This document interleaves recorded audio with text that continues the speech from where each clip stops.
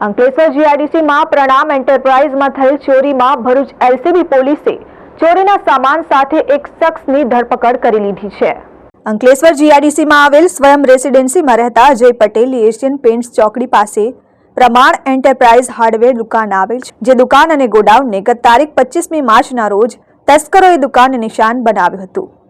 તસ્કરો ગોડાઉનના સિમેન્ટના પતરાને તોડી અંદર પ્રવેશ્યા હતા અને અંદર રહેલ એસએસના બોલ valve number 19 PVC branded pipe roll number 2 સહિત એસએસનો સામાન મળી કુલ 1.49 લાખના મુદ્દામાલની ચોરી કરી ફરાર થયા હતા।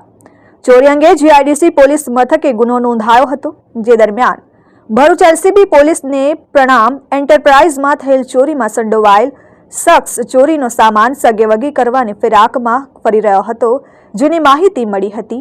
જે માહિતીના આધારે એલસીબી પોલીસની ટીમે જીતાલી ગામ પાસેથી ચોરીની ઘટનામાં સંડોવાયેલ રવિ સુરેશ મેકવાનની ઝડપી પાડ્યો હતો।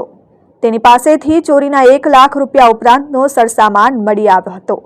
પોલીસે તેની પૂછપરછ કરતા પ્રણામ એન્ટરપ્રાઇઝમાં ચોરી કરી હોવાની કબૂલાત તેણે કરી હતી, જેના આધારે રવિ મેકવાનને અંકલેશ્વર જીઆઈડીસી પોલીસના હવાલે કર્યો હતો। જીઆઈડીસી પોલીસે તેની ધરપકડ કરી ચોરીમાં સંડોવાયેલ અન્ય શખ્સો તેમજ ચોરીનો અન્ય મુદ્દામાલ રિકવર કરવા માટે રિમાન્ડની તજવીજ શરૂ કરી છે। Dharmesh Patel, RN news, Ankleshwar.